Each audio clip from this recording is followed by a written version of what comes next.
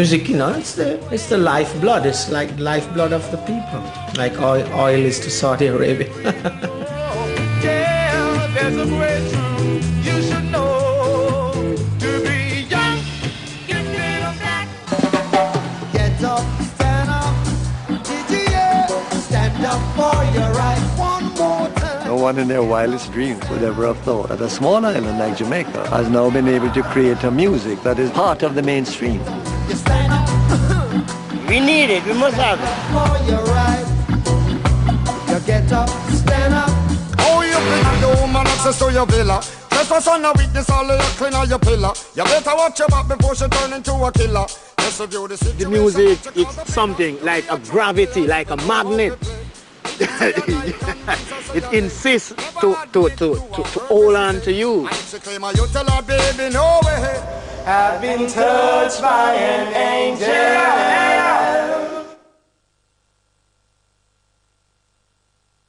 Forward! March!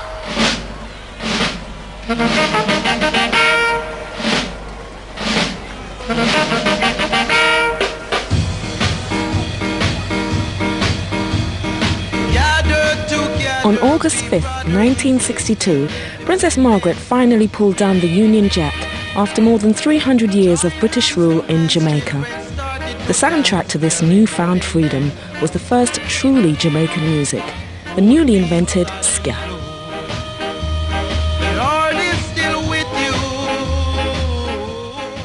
Because the time has come and we can have some fun, so take a run.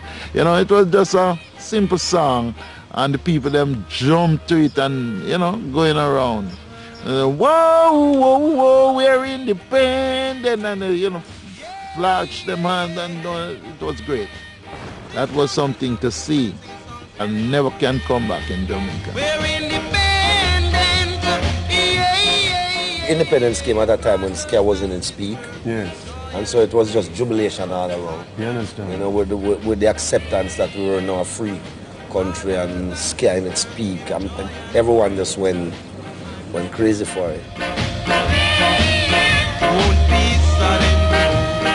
You couldn't go to a party before 62 we play ska. After that night, you had to play ska for the party to be successful. It was unbelievable. Everyone gravitated to it. This was something new, and I noticed something too. They had pride.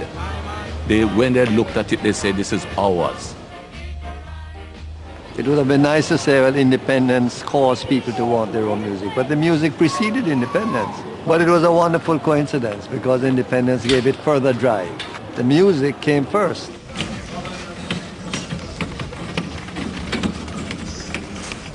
The story of modern Jamaican music starts in the early 1950s in the poorer areas of downtown Kingston with the emergence of a uniquely Jamaican phenomenon, still at the heart of the music 50 years later, the sound system.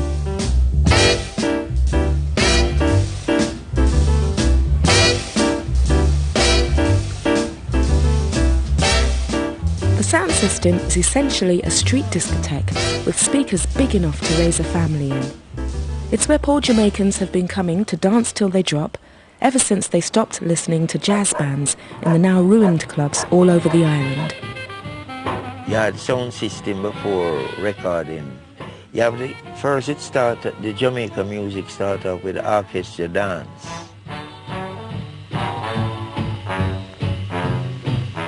But when the sound system came in, they replaced the musician because people used to hire these bands to play, but the musician used to stop and eat a lot of corrigo, so it burned up a lot of time until, you know.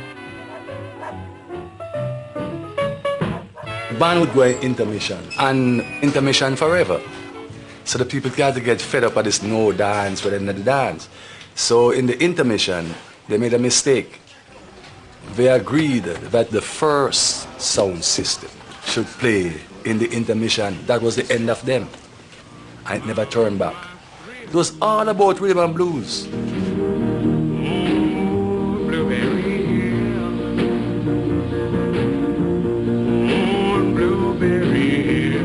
As the 1950s rolled on, The music of Fats Domino, Ray Charles and Louis Jordan was streaming into the island from Southern American radio stations just over 90 miles away. And with the sound systems blasting it out most nights of the week, downtown Kingston went dance crazy. And like any craze, it was rich with opportunity. People used to make money from it. You sell your own beer and you sell your own curry goat and rice, and you got the sounding system from 8 o'clock till like 6 in the morning, and they eating and dancing in the street. You get like 2,000-3,000 people, and you make a buck. Sound systems became the biggest local industry in downtown Kingston, and competition was fierce. To pull in the punters, you had to have the best music blasting out of your system. The race was on for the hottest American tunes. It's the reggae sensation. You know, American people, they need cheap labor, so they bring it, cut them cane and things. But while you're there cutting cane, if you buy rhythm and blues, 6 times more money you get because you're going to sell it back to sound system people. So everybody anxious to go to the farmer, but not for cut cane.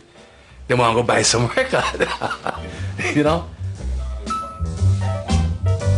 Out of this fierce competition, 2 giants emerged, Clement Coxon Dodd and Arthur Duke Reid.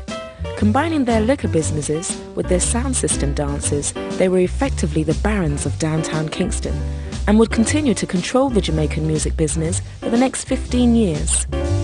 They could run the country those days because people, anywhere the sound string up, you have the crowd of people there before.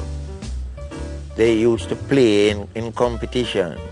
It come in now like Joe Fraser and Holly. Duke Reid is the man who go on this dance and him go to the gate and him get everybody out of the gate money for coming on and dance, you know? And the people they believe all the cocks and dance and come on the Duke Reid. Sometimes them just take the money and go to the cocks and dance just the same, you know what I mean? So it's like that. So all of them used to be at war, you know? The sound system thing, man. It's a traditional thing. You can't stop it. It come from way back, you know? Come on.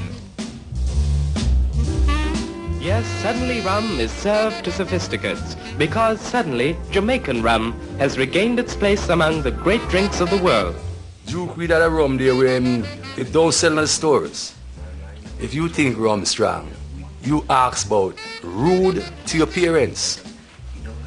When you throw water, you know what happened? Yes. Throw chasing it, what do you think happened? Smoke. The smoke, vapors thing, right? And that is what the brother might drink. Like they have cocaine now, that was for them cocaine. So after Duke Reid, give them 2 drinks of root to your parents and send them go to cocks and dance. The dance done. People are jump fence to get out the fast.